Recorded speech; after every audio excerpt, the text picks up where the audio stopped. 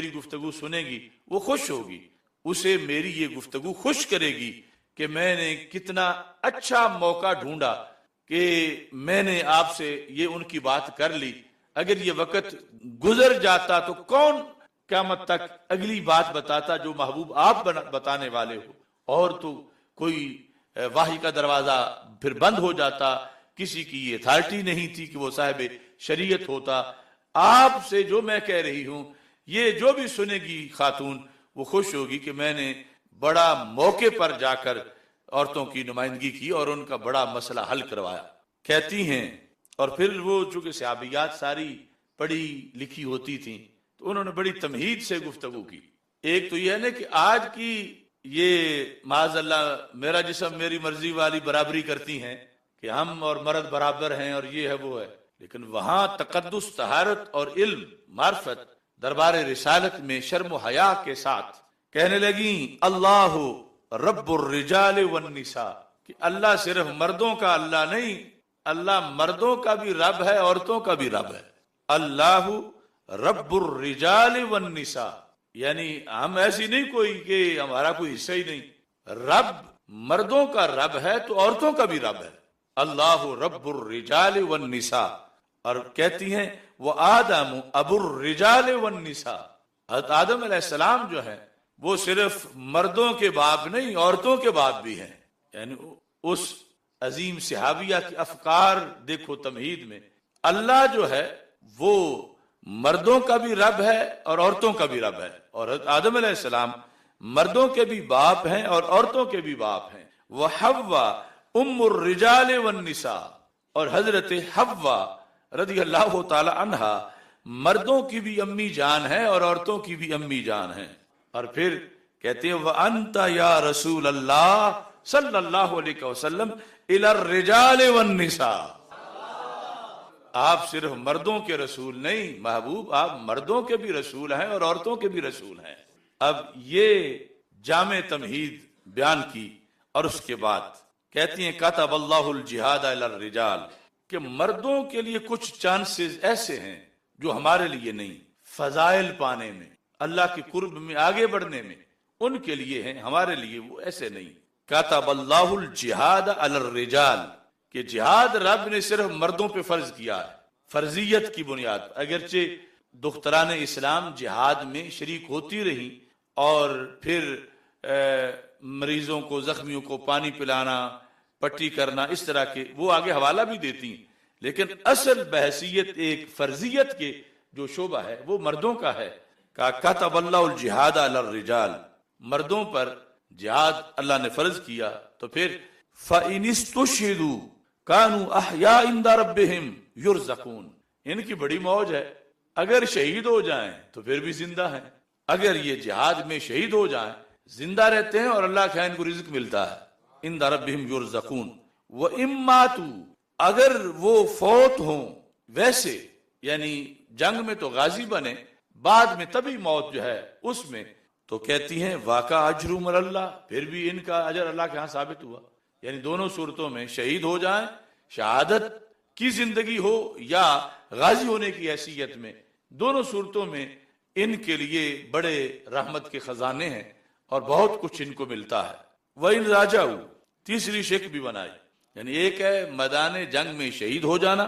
دشمنوں کے ہاتھوں، ایک ہے میدان جنگ میں ویسے تبھی موت پہ دنیا سے چلے جانا، ایک ہے صحیح سلامت واپس آنا. وَإِن رَاجَعُوا آجرہم اللہ، اگر صحیح سلامت واپس آ جائیں اللہ پھر بھی ان کو، غازیوں کو، مجاہدوں کو اجر دیتا ہے. وَنَحْنُ النِّسَاء، اور ہم جو عورتیں ہیں، نقوم علی المرضى، ہماری ڈیوٹی، یعنی اگر اجازت ہمیں کوئی دے بھی جانے کی تو ہماری جہاد میں یہ ڈیوٹی ہوتی ہے کہ ہم نے مریضوں کا خیال رکھنا ہے. وَنُدَاوِي الْجَرْحَى، اور جو زخمی ہیں ان کو دوائی دینی ہے. یعنی اصل ڈیوٹی کے لحاظ سے، اگرچہ اس میں یعنی آتے جاتے ایسا موقع آ سکتا ہے کہ یہ تلوار سے کسی کافر کو قتل بھی کر دیں یا ان کے ہاتھوں شہید بھی ہو جائیں، مگر وہ گھٹ چانس ہے. ویسے یعنی اس حد تک کہا کہ ہمیں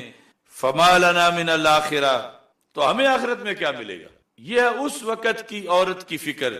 اور آج کی عورت کی یعنی یہ جو میرا جسم میری مرضی والی ہے، یعنی یہ جو کوئی ڈھونڈتی پھر رہی ہے، ادھر وہ یہ کہ مرد ان کے لیے جہاد ہے، ہمارے لیے بھی ویسے ہی ہونا چاہیے، ہمیں بھی ویسے ہی اجر و ثواب ملے۔ ہمیں یہ گھاٹا پہنچ رہا ہے کہ ہمارے لیے کیا ہوگا، ہم تو ثانوی حیثیت کی خدمت کر سکتی ہیں، اور یوں جو جہاد میں واضح طور پر جو فرضیت ہے جہاد کی وہ تو مردوں کے اوپر ہے، ہمیں کیا ملے گا؟ قال رسول اللہ صلی اللہ علیہ وسلم، میرے کریم سے گر قطرہ کسی نے مانگا، دریا بہا دیے ہیں، دربے بہا دیے ہیں۔ سرکار دو عالم صلی اللہ علیہ وسلم نے فرمایا، یا وافدۃ النساء، اے عورتوں کی ترجمان، عورتوں کی نمائندہ، وافدہ، ابلغی من لقیت من النساء، تو جس عورت کو بھی ملے میری طرف سے جا کے بتا دے اس کو کہ ہم نے تمہیں محروم نہیں رکھا، اور یہ تمہیں کیوں سوچ آئی کہ تمہارے لیے کیا ہے۔ ابلغی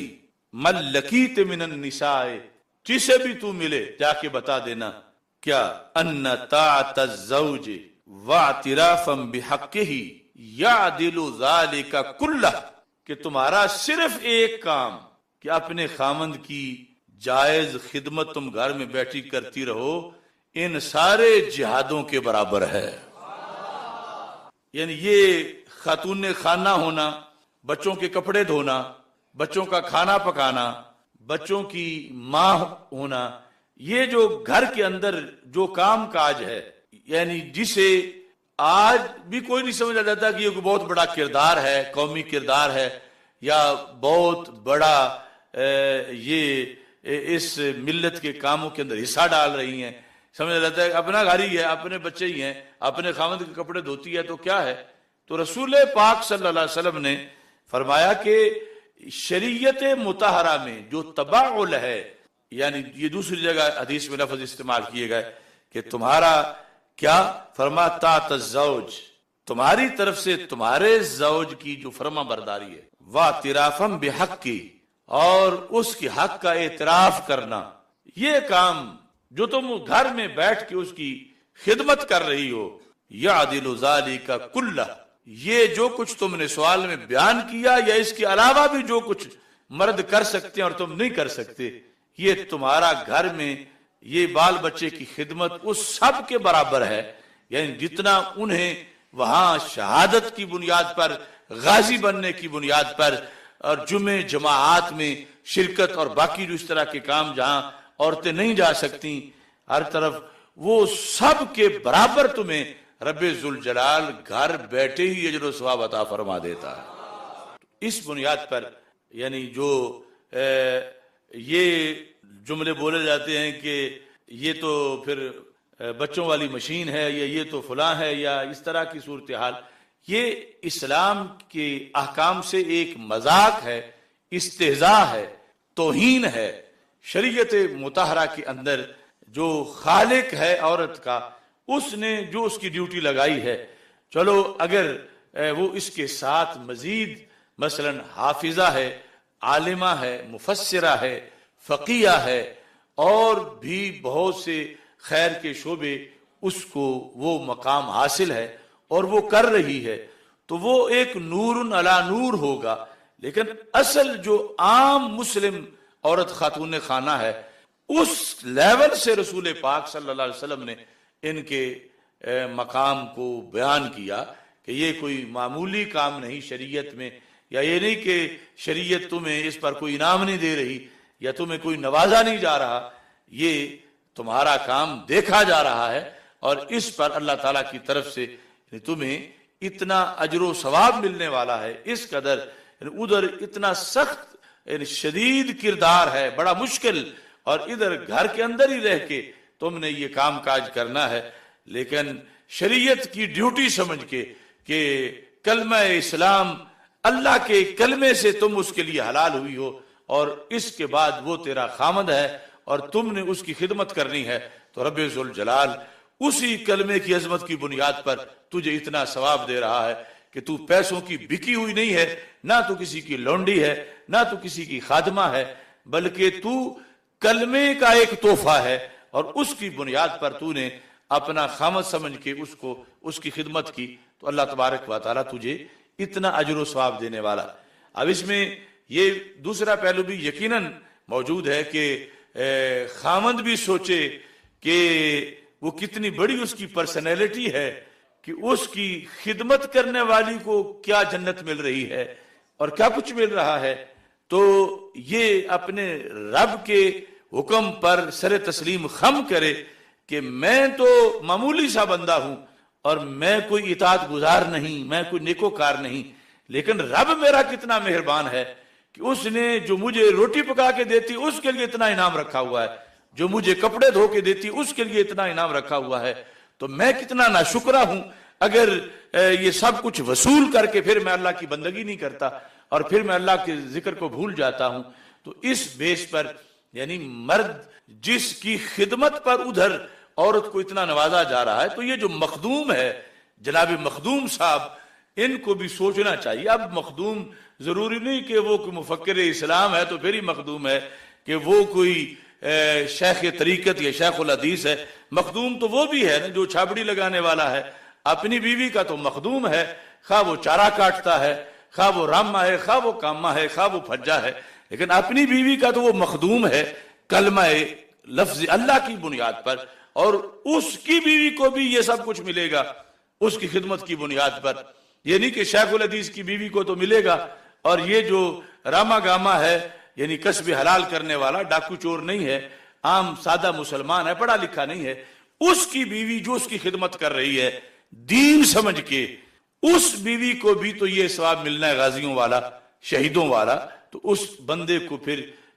مرد کو، خامد کو بھی یہ سوچنا چاہیے کہ اسلام نوازتا کتنا ہے اور اسلام میں کس حد تک یہ اعزاز ہے انسان کے لیے، کسی دین میں سوچا بھی نہیں جا سکتا، کسی فلسفے کے اندر، اور کوئی جو ہیومن رائٹس کے دعوے دار ہیں وہاں یہ تصور بھی نہیں کیا جا سکتا کہ جو عظمتیں اسلام نے عطا کی ہیں اور یہاں تحفظ مقام نسواں کے لحاظ سے جو رسول پاک صلی اللہ علیہ وسلم نے ان عظمتوں کو اس مقام پہ اجاگر کیا ہے۔ ایسے ہی نبی اکرم نور مجسم شفیع معظم صلی اللہ علیہ وسلم کے جو اقدامات ہیں شریعت میں، تھوڑے سے آگے بیان کرتے ہیں کہ وہ شریعت کی سختیاں نہیں ہیں، اصل میں قیمتی چیز کا لحاظ زیادہ ہوتا ہے، قیمتی چیز کے حفاظت کے سیکورٹی کے تقاضے زیادہ ہوتے ہیں۔ تو رسول اکرم نور مجسم شفیع معظم صلی اللہ علیہ وسلم نے صحابہ کرام رضی اللہ تعالی عنہم کو اس سلسلہ میں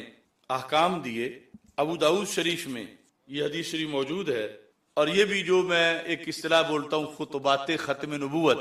کہ رسول پاک صلی اللہ علیہ وسلم کے 10,000 سے زائد خطاب ختم نبوت کے بارے میں ہے، یعنی باقی انبیاء گفتگو کرتے تھے اس وقت کے حالات کے لحاظ سے جو کرنٹ ایشوز ہوتے تھے، اور ان کا یہ ہوتا تھا کہ بعد والے حالات بھی اور ہوں گے، نبی بھی اور ہوں گے، وہ خود سنبھالیں گے، لیکن سرکار دو عالم صلی اللہ علیہ وسلم کو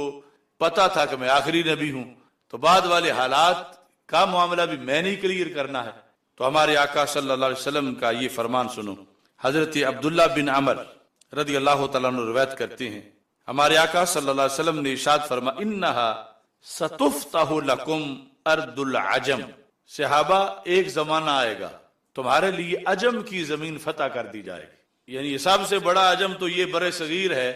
ایران اور آگے یہ، یعنی اس کی فتح کی خبر سرکار نے پہلے دی ہوئی تھی، اور یہ بریلوی ہی شوق سے بیان کر سکتا ہے، جو کہتے ہیں کہ کل کی خبر نہیں، وہ کیسے جشن منائے اس پر۔ فرما انہا ستفتح لکم ارض العجم،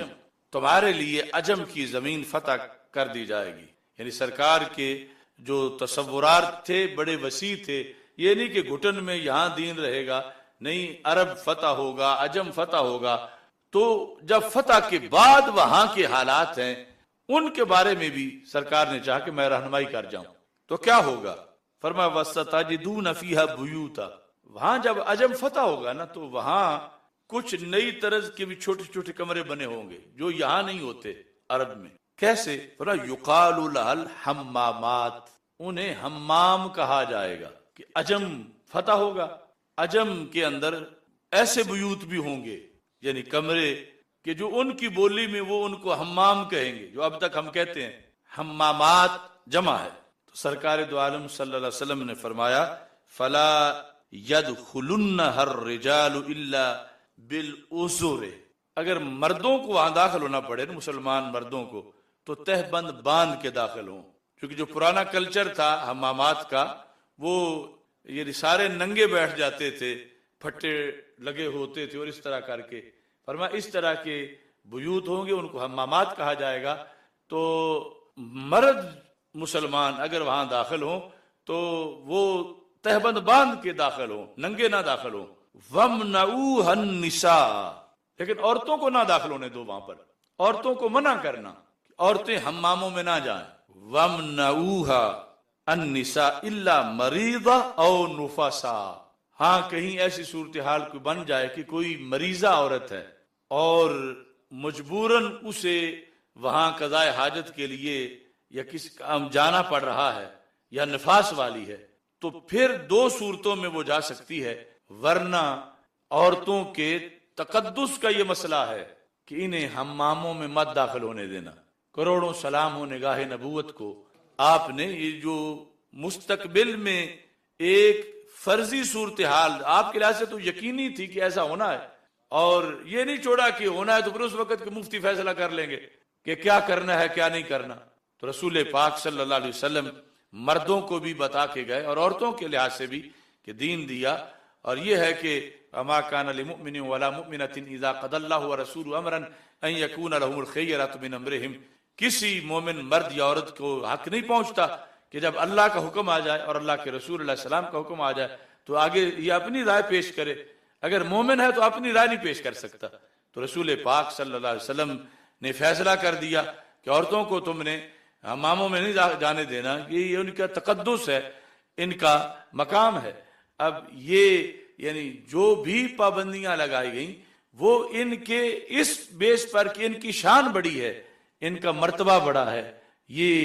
नस्ल इंसानी का राज हैं, ये मुस्तकबिल के तकद्दुस के सरचश्मे हैं, ये मुस्तकबिल की रोशनी के चिराग हैं। इनके जरिए से आगे बड़े बड़े इमाम सालिहीन और परहेजगार और लीडर दुनिया को मुयस्सर आएंगे, और इनमें किसी तरह की आलूदगी नहीं आनी चाहिए। इस बुनियाद पर नबी अकरम नूर मुजस्सम शफी मुअज्जम सल्लल्लाहु अलैहि वसल्लम ने यानी एक तो है जो मसला सामने पड़ा हुआ हो तो हल फरमाए, कई साल बाद जाके जो फतूहात होनी थी, जो मसाइल पेश आने थे, इतना अहम समझा नबी अकरम सल्लल्लाहु अलैहि वसल्लम ने इस सिलसिला में कि ये भी मुकम्मल अपनी तरफ से हिदायत अता फरमाई हैं। इसके साथ फिर उमूमी तौर पर ये दोनों मियाँ बीवी, इनको फिर एक दूसरे के लिहाज से मुआविन बनाया गया नेकी में। उसमें भी मकसद ये था कि कोई भी उजड़े नुकसान दूसरे का होगा, तो इनको मुआविन रखा गया। और रसूल पाक सल्लल्लाहु अलैहि वसल्लम का ये फरमान अबू दाऊद शरीफ में है, जिल्द नंबर 1 सफ़ा नंबर 390। हज़रत अबू हुरैरा रज़ियल्लाहु तआला अन्हु रिवायत करते हैं, रहिमल्लाहु रजुलन क़ाम मिनल लैल, रहम करे अल्लाह उस बंदे पर। ये खास लोग हैं जिनके लिए सरकार पहले दुआ मांग के गए हैं, यानी बाद में काम करेंगे तो ये मिस्दाक बन जाएंगे, क्योंकि अब तो हो नहीं सकता नए सिरे से जाके कोई कहे ज़ाहिरी हयात के लिहाज से जो इस तरह का हुक्म था, वरना तो सरकार आज भी जिंदा होता बिंदा है। लेकिन वो ऐसी सूरत हाल बना के गए कि दुआ पहले मांग दी है, अब आगे किसी ने बाद में थोड़ी सी कोशिश करनी है, उसने मुस्तहिक बन जाना है। रहिमल्लाहु रजुलन, अल्लाह उस बंदे पे रहम करे। अभी जितने शादीशुदा लोग हैं उन सब का ये निसाब है, कामा मिनल लैल, रात को उठा, फसल्ला, बस उसने नमाज पढ़ी, व अयक़ज़ा इमरातहू, और अपनी बीवी को भी जगाया। अब ये भी हो सकता है कि जगाने पे वो ना जागे, अगर तो जाग जाए, सरकार फरमाते हैं, वो दूसरी हदीस है, इज़ा अयक़ज़ा अर्रजुलु अहलहू मिनल लैल फसल्लया, कि जब मर्द ने अपनी बीवी को जगाया नमाज के लिए और दोनों ने पढ़ ली, और सल्ला रकातैन जमिया कुतिबा फी ज़ाकिरीन व ज़ाकिरात, वो लिखे गए कि इस घर में जाकिरीन रहते हैं। ये मनहूस लफ्ज़ियों के जाकिरीन नहीं, यानी वो जो हकीकी अल्लाह के यहाँ जिनका मकाम व मर्तबा है। कुतिबा फी ज़ाकिरीन व ज़ाकिरात, और अगर खामंद ने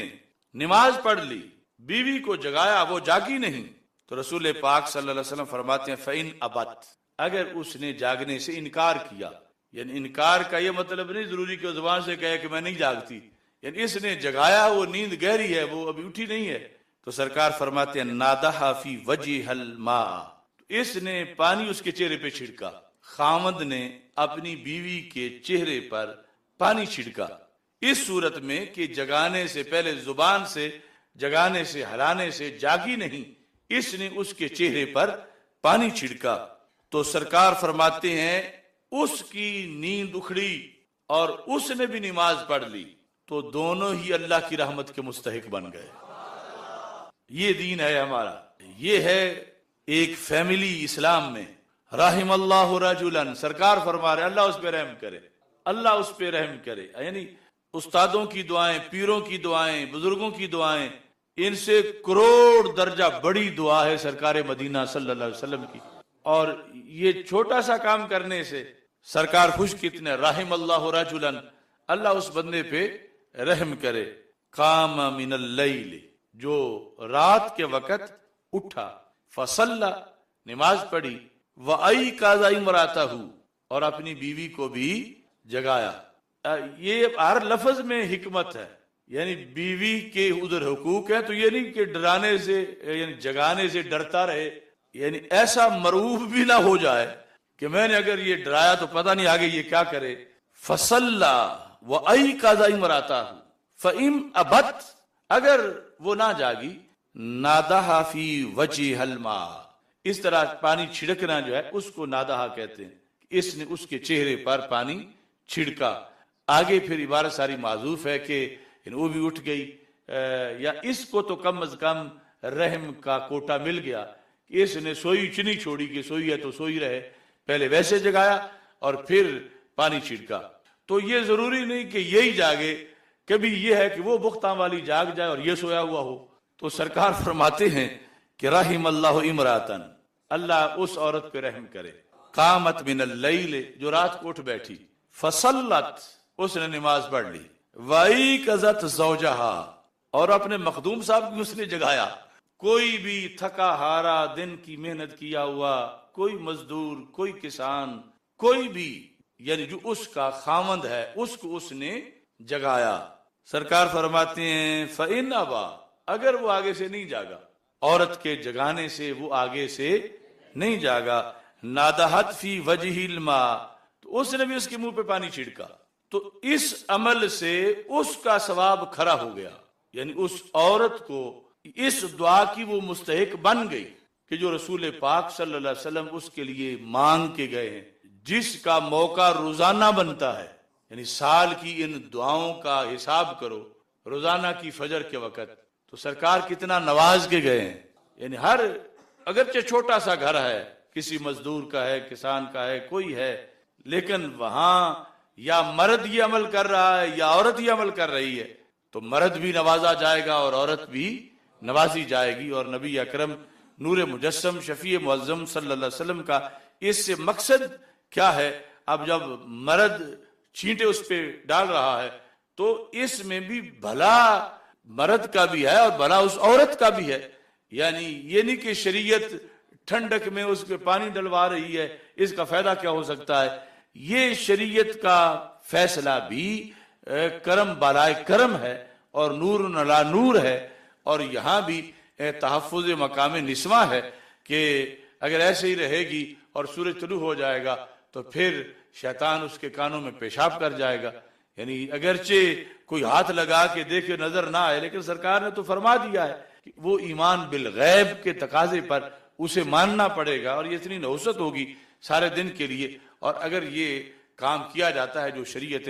مطہرہ کے اندر موجود ہے تو پھر دونوں کو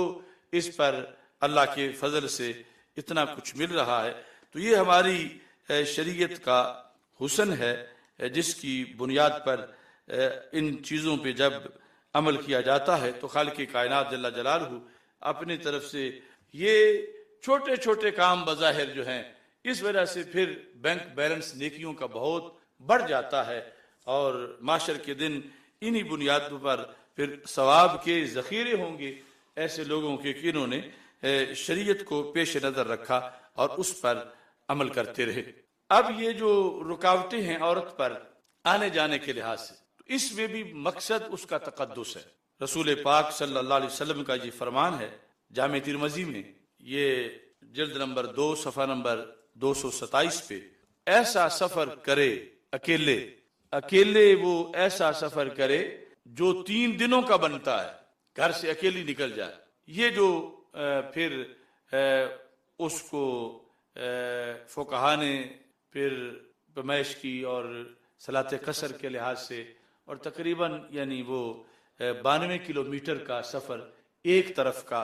اتنے سفر پہ عورت نکلنا چاہتی ہے تو سرکار فرماتے ہیں اب کافرہ اور مومنہ میں فرق یہ ہے، کافرہ پوری دنیا بھی گھوم آئے گی، لیکن جو مومنہ ہے اگر اس نے اتنے سفر پر نکلنا ہے تو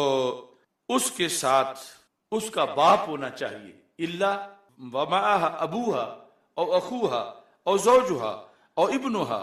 او ابنها او ذو محرم منها، کہ اس کے ساتھ اگر اس نے اتنے سفر پہ گھر سے نکلنا ہے تو حلال تب ہے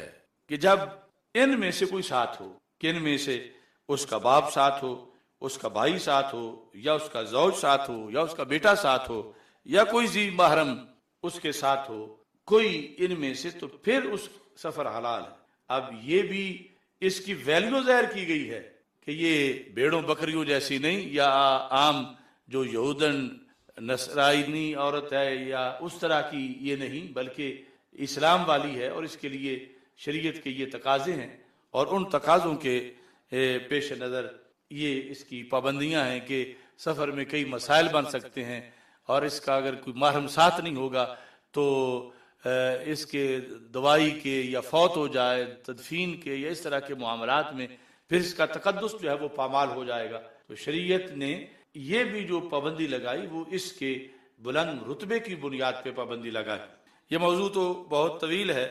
آج کے اس سیشن میں اس کو مختصر کرتے ہیں، اور آخری حدیث جامع ترمذی سے ہی پیش کر کے اپنی گفتگو ختم کرتا ہوں۔ یہ جو بے پردگی ہے، عریانی ہے، فحاشی ہے، نہایت اہم حدیث رسول پاک صلی اللہ علیہ وسلم کی عریانی فحاشی کے خلاف حضرت میمونہ رضی اللہ تعالی عنہا، میمونہ بنت سعد، جو کہ رسول پاک صلی اللہ علیہ وسلم کی خادمہ تھی، وہ کہتی ہیں کہ رسول اکرم صلی اللہ علیہ وسلم نے ارشاد فرمایا مثل الرافلۃ فی الزینہ، رافلہ ہے کہ خوبصورت کپڑے پہن کے ٹہل کے چلنا، یہ ہے رافلہ، زیور یا کپڑے خوبصورت پہن کے ٹہل کے چلنا، اگرچہ چہرہ ڈھانپا ہوا بھی ہو، چہرہ ننگا ہو وہ تو ایک علیحدہ جرم ہے، بال کھلے ہوں وہ علیحدہ جرم ہے، پھر کپڑے نیم اریاں ہو وہ علیحدہ جرم ہے۔ یہ صورتحال ہے کہ کپڑے اگرچہ مکمل ہوں لیکن چلنے میں جذبہ نمائش ہے کہ وہ زینت میں رافلہ بنتی ہے۔ بنتی کہاں ہے؟ فی غیر اہلہا، جہاں اس کا اپنا گھر نہیں ہے، غیر اہلہا، گلی ہے، بازار ہے، دکان ہے، کوئی ہال ہے، کوئی میلہ ہے، مسجد ہے، کوئی جگہ ہے اپنے گھر سے ہٹ کے، وہاں وہ زینت میں اپنے کپڑوں میں ٹہلتی ہے۔ فرمایا کماثل ظلمت یوم القیامت لا نور لہا، یہ سب کچھ اس کا ایک اندھیرا ہے جس کو بظاہر وہ بڑا پسند کر رہی ہے اور انجوائے کر رہی ہے، اور لوگ اس کو دیکھ کے خوش ہو رہے ہیں، ان کے لیے بھی اور ان کے لیے، اس اپنے کے لیے بھی رسول پاک صلی اللہ علیہ وسلم نے فرمایا کہ ایسی ظلمت ہے کہ جس میں کوئی نور نہیں، یعنی تاکید کے طور پر کہ فقط اندھیرا ہے، فقط اندھیرا ہے۔ یعنی یہ عورت اس طرح کی فیشن والی یہ سب، یعنی یہ اندھیروں میں ڈوبی ہوئی ہیں، ان کو کوئی نور میسر نہیں۔ نور کے لحاظ سے سرکار نے یہ پابندی لگائی کہ ان کا تحفظ ہو، ان کو نور ملے، اور اس نور کی بنیاد پر پھر قیامت کے دن بھی ان کے لیے نور ہو۔ تو یہ آج کا موضوع ہے، جو ایک ایک لفظ قرآن و سنت سے، یہ احادیث ہمارے لیے، ہم سب کے لیے مشعل راہ ہے۔ رب ذوالجلال ہمیں اس پر مکمل عمل کی توفیق عطا فرمائے، اور یہ پیغام آگے پہنچانے کی توفیق عطا فرمائے، اور بالخصوص دختران اسلام کو اس کا مبلغہ بنائے، اور وہ یہ سمجھیں کہ جس رسول صلی اللہ علیہ وسلم کی عشق میں وہ نعتیں پڑھتی ہیں اور ان کی محبت میں تلاوت کرتی ہیں، نعتیں کرتی ہیں، یہ ان کا حکم ہے